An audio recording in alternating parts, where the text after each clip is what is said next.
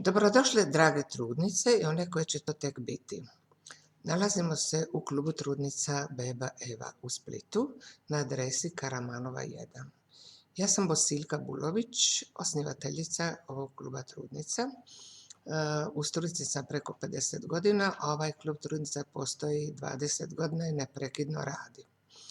Od prvoga dana ovaj klub trudnica ima za zadatak da trudnica uči prirodnom porodu, dojenje i pravilno njezino rođenčeta nakon poroda.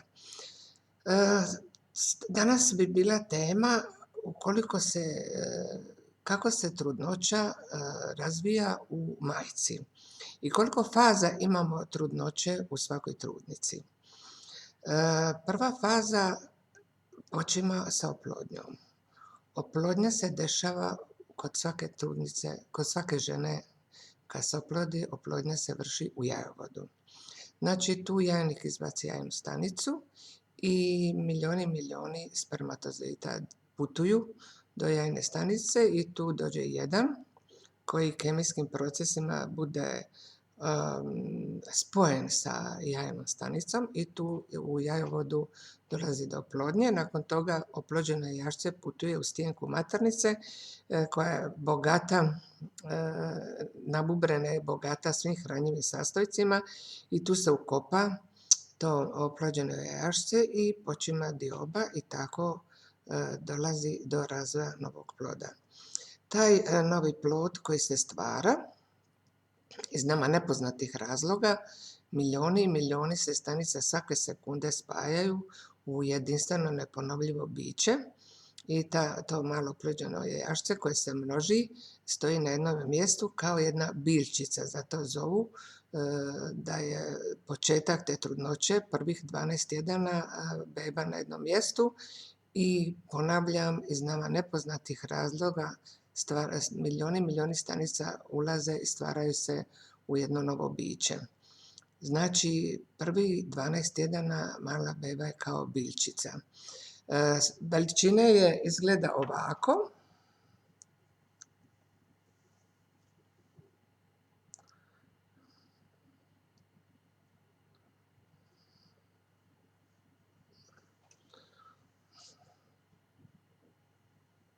Dok pogodim. Znači, veličine palca. Sa 8 tjedana je zapravo ona gotova, a još do 12. tjedna završava se posteljica i plodni ovoj i plodna voda. Znači, mala beba u 8 tjedana je sasvim razvijena, ima u želučiću, već ima želučanu kiselinu, već čuče prste, znači već počima refleks sisanja. I ako se nalazi curica, već ima broj jajnih stanica koje će ima kroz svoj život tijekom svog života. Tako da jedini savjet je trudnicama da početak ove trudnoće, tih 12 tjedana, izbjegavaju neka veća okupljališta, kina, kazališta, da ne bi nekakva viroza nekome bila u blizini, tako da se ne bi ova mala beba koja starta, a još nije posteljica gotova i ovoj, ne bi bila ugrožena. Nakon ovog dijela kad je biljčica i kad stoji na jednom mjestu, sada beba je gotova, svi su organi stvoreni, sad ona do 36. tjedna raste u dužinu, mršava je i raste, ponavljam, u svojoj dužini. Ima dosta plodne vode, razvija se i raste i taj period se zove da je period leptira, period sreće, vrti se, okreće se i presretna je u tim trenucima jer se nalazi u plodnoj vodi gdje je količina 1 litra. Znači, ta litra vode se svaki dan mijenja, gdje odlazi i kako dolazi, niko nije otkrio, ali je definitivno provjereno da se svaki dan mijenja. Ta mala beba pije plodnu vodu, tako da će mame često svjedočiti toj maloj bebi unutra da štuca. Tako kad prepoznate to štucanje, to vas sigurno razveseli, ali eto, mala beba pije i štuce. Ta plodna voda je bistra i ponavljam, mijenja se, niko ne zna kud odlazi i kako dolazi. To sve traje, taj ples leptira do 36. tjedna. U 36. tjednu ta mala beba se počima pripremati za taj porod, između ostalog i način da počima biti debela. Tako da taj zadnji 9. mjesec, ta 4 tjedna, ona dobije dosta masnog potkožnog tkiva i pretvara se u zarobljenika. Tako da pred porod njezin položaj je ovakav. Znači ovaj dio je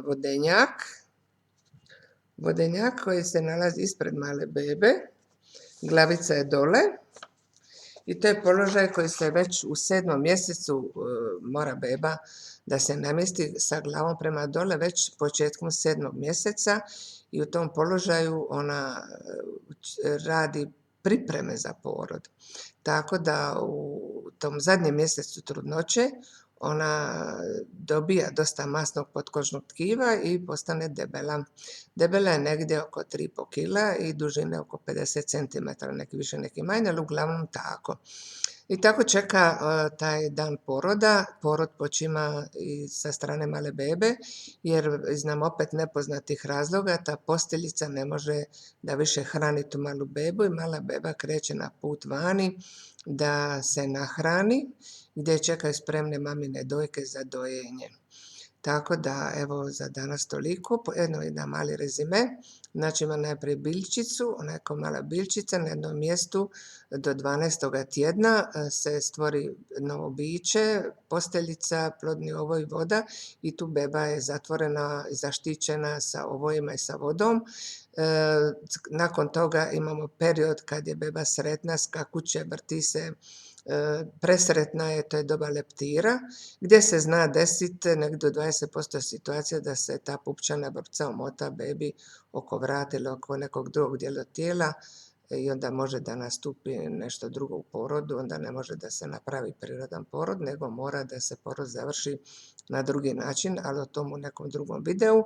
I onda imamo bebu zarobljenika od 36. tjedna do 40. tjedna kad ona postaje debela i tada se plodna voda od 1 litre smanjuje na 6 deci.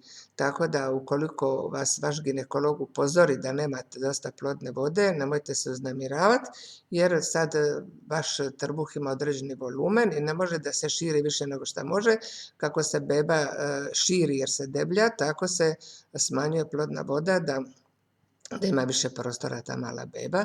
Do sljedećeg videa želim sve najbolje vama, vašoj bebi i nadam se da ćete se truditi da taj porod bude prirodan, da ne bude hormona koji se daju mami i bebama zbog raznih posljedica, jer mi se možemo boriti jedan protiv drugoga, ali protiv prirode u bilo kakvom obliku smo mi gubitnici, tako smo gubitnici ukoliko ne odradimo prirodan porod.